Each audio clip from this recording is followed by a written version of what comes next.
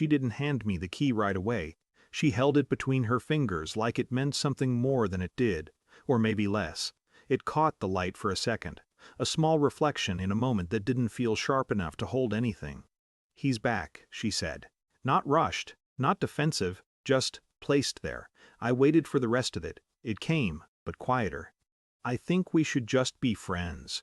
There are moments where you feel something rise, questions, resistance, the instinct to hold on to whatever is being taken. I noticed that impulse. I just didn't follow it.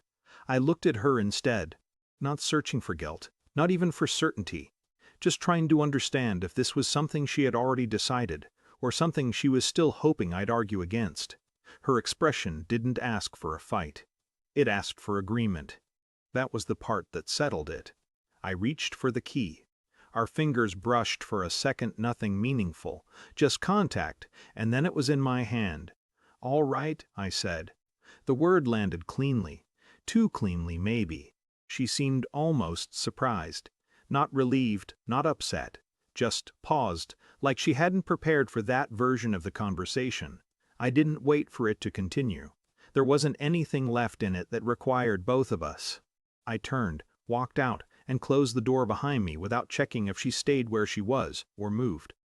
The hallway felt ordinary. That was the first thing I noticed. No shift in the air, no sense of something ending, just a quiet space that didn't recognize what had just happened.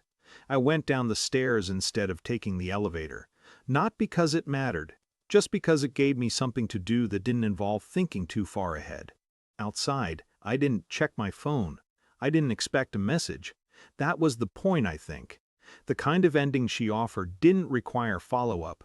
It was designed to stay open in a way that kept things accessible. Friends. A word that can mean anything, which usually means it becomes nothing. I didn't try to redefine it. I just stepped out of it. The days after weren't dramatic. No sudden clarity, no emotional swings. Just a steady adjustment to absence. I removed things gradually. Not just physical items, but habits. The way I checked my phone at certain times. The way I framed my plans around someone else's availability. There were moments where I almost reached out. Not because I wanted her back, but because I wanted the version of normal that had existed before the conversation. But I let those moments pass. Because normal had already shifted before she said anything. Time didn't fix anything. It clarified it. What she chose, what I accepted, what neither of us said out loud. Months later, I had stopped expecting her to reappear in any form. That's why the knock didn't register immediately. I opened the door without thinking much about who might be on the other side. She stood there. For a second it felt like a memory placed in the wrong setting. She looked the same, but not in the way that reassures you.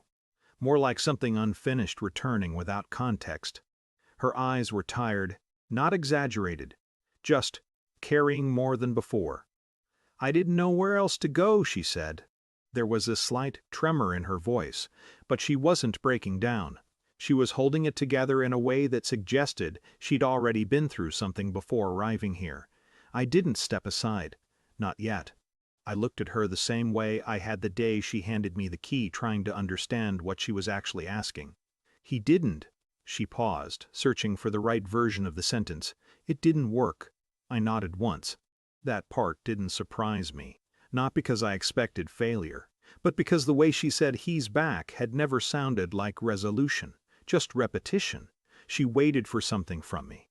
An opening, a question, a sign that the structure she left might still exist. "You left so easily," she said after a moment.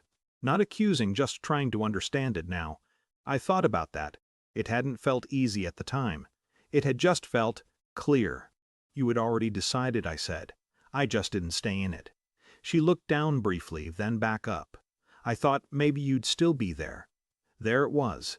Not expectation of a relationship, just expectation of a relationship.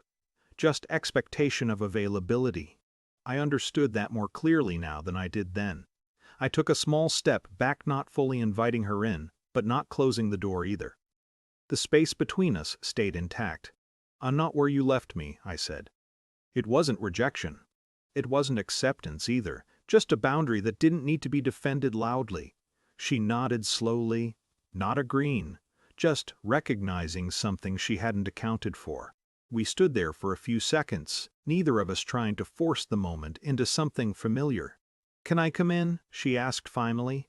I considered it, not the question itself, but what it represented. Re-entry.